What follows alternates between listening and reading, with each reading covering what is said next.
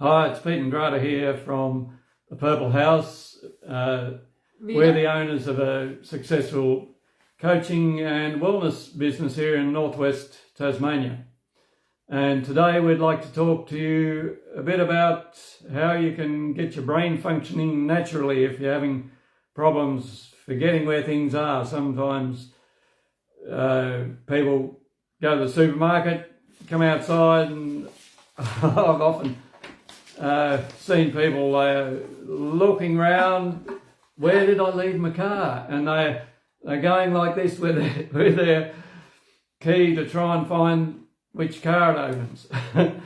And yeah, maybe you've gone to the cupboard to get out that suit you're going to wear to an interview or some special occasion, and oh, it's a dry cleaners, that's right, and you've forgotten all about it.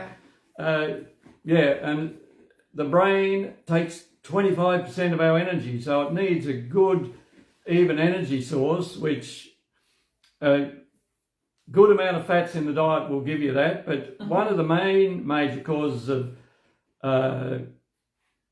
brain fog, memory loss is candida. And we'll pop in the article attached to the video, an article you can read that might surprise you about candida. The medical world often, they discount candida as a problem.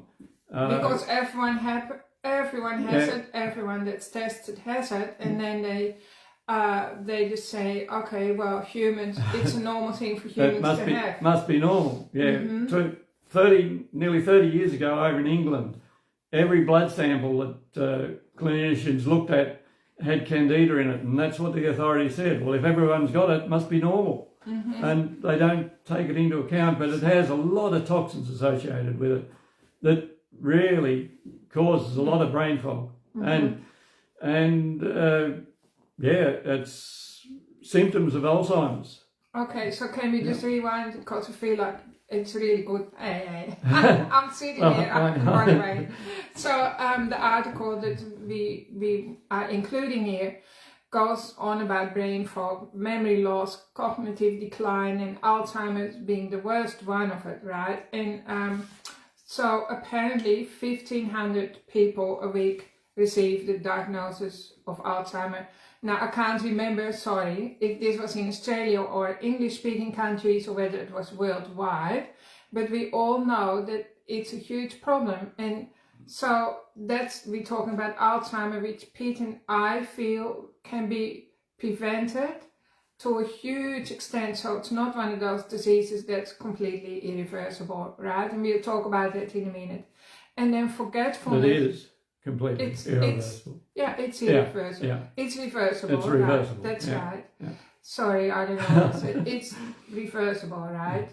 In our humble opinion. But our opinion, of course, we're not doctors. Don't take it as a medical diagnosis. This is just for entertainment purposes only that I'm telling you that. So, and this is a subject that's really close to my heart, because in my family, my father's sisters all got Alzheimer. So my 3 aunties, they got it quite young, so like in their 60s, and I'm 61 now. My father didn't really get it, but his mom did, and so a lot of the women on that line did get Alzheimer quite young.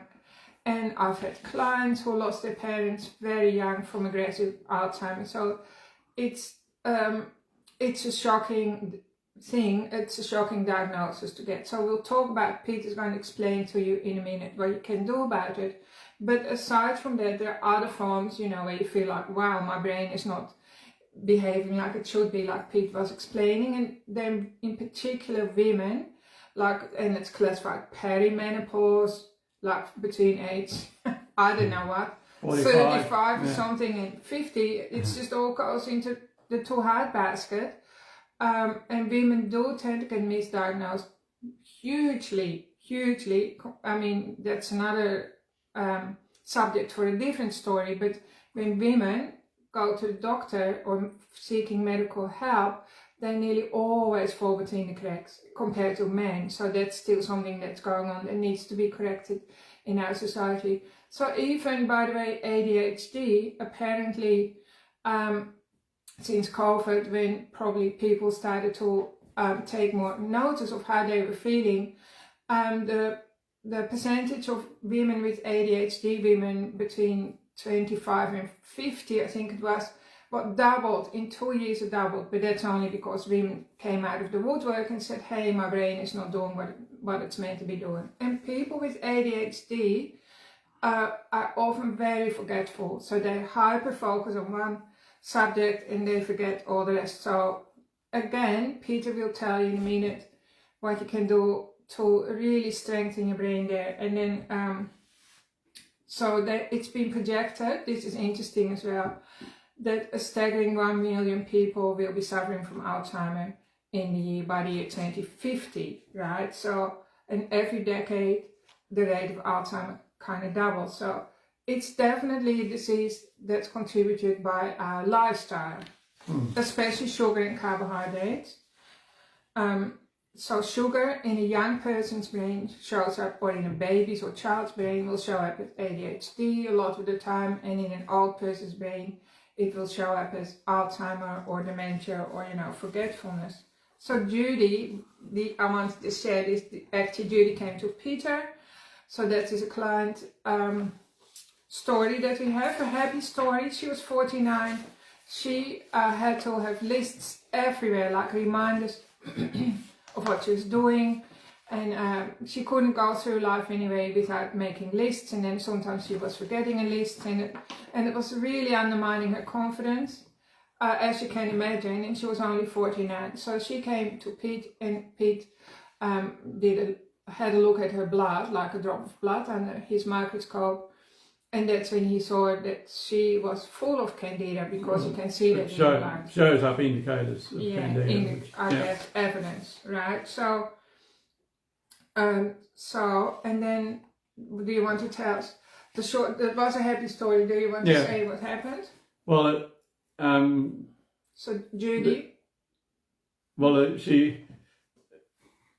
Candida, it's a yeast in our gut that is normally a yeast, becomes a fungus if we don't keep it under control by the good intestinal bacteria. So I suggested Judy start getting that under control with a good probiotic, and sugars feed those yeasts or fungus, so getting most of her energy out of fats rather than sugars is another key. But she needed to get the bile flow going to digest the fat. So I recommended the Ultimate Vitality Boost pack for her, which includes the beet flow to get the bile flow going, an enzyme to help break down every type of food, so she's getting nutrients for her body. And then making most of her energy out of fats gives a nice even energy source all day long, and the brain takes 25% of that energy, so it has a nice even energy all day long. So it's not going up and down like a yo-yo with carbohydrates, or and it's not particularly stressful then. high starch carbohydrates. And the other thing, the thyroid needs iodine, and that iodine is also a disinfectant that kills pretty well everything. So that helps mop up candida. And I also recommended she have lots of coconut oil.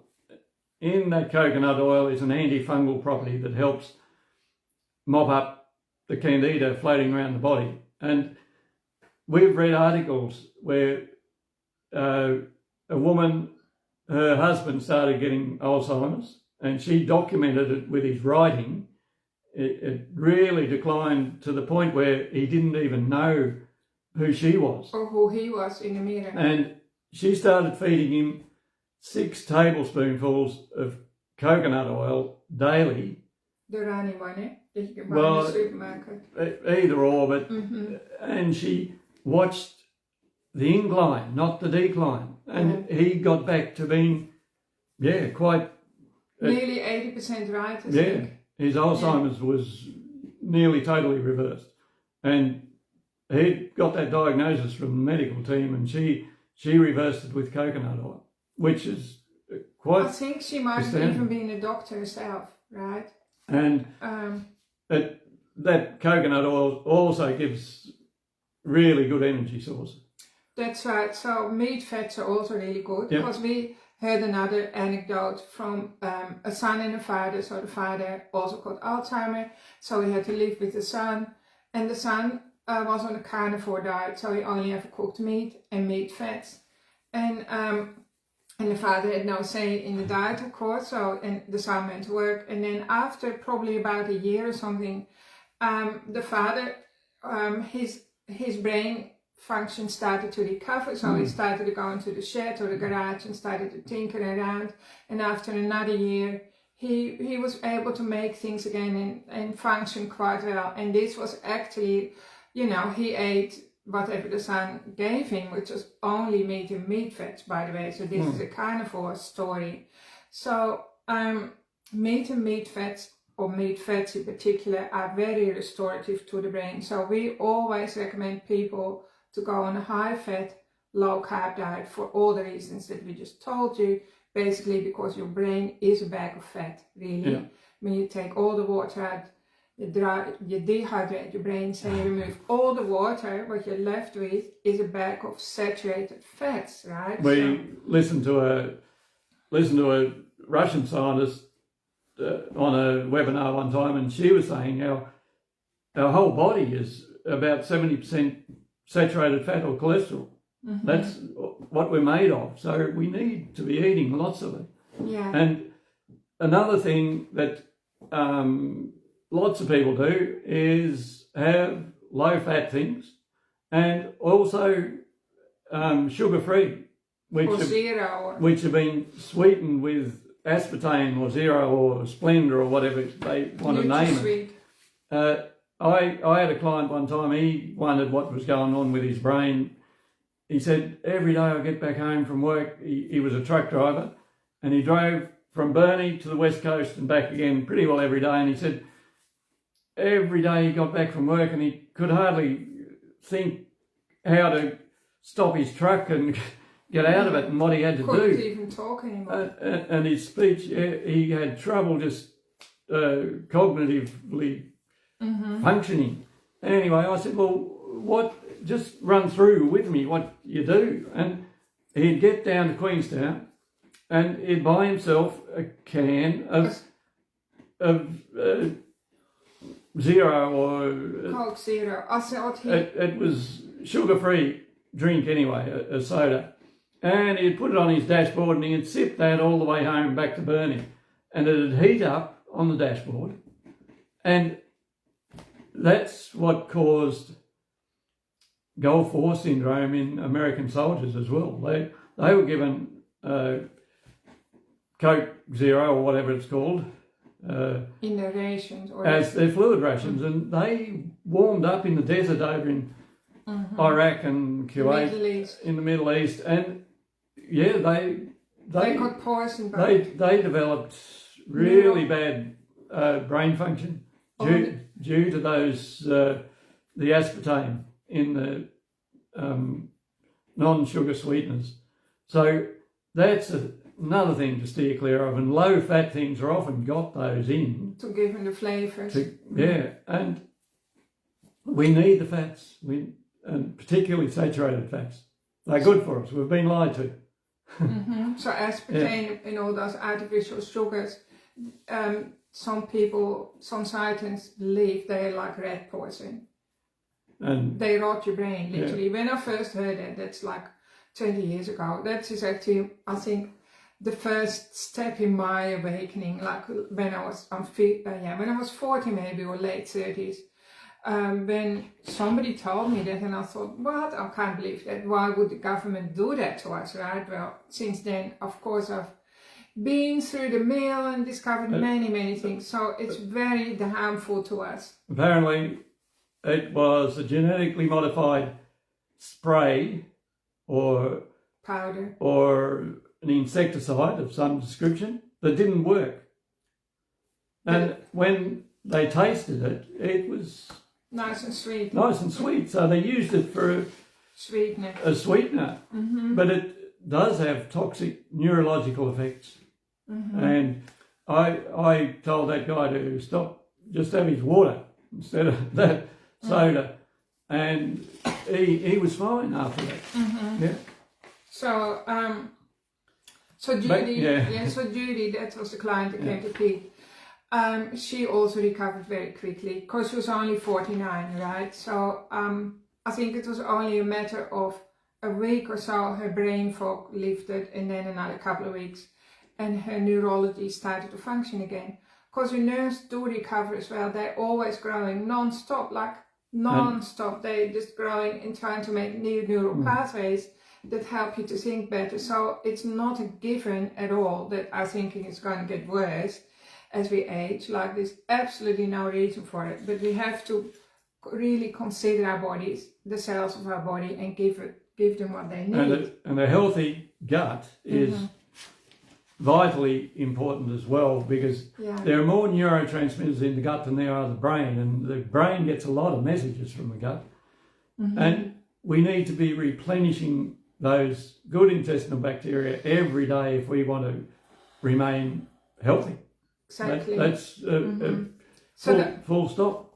I wanted to say this is a free ebook that if you click on Purple House, maybe I'll put a link in anyway, right, of the article. So, and that tells you about the ultimate vitality boost, which everyone basically needs.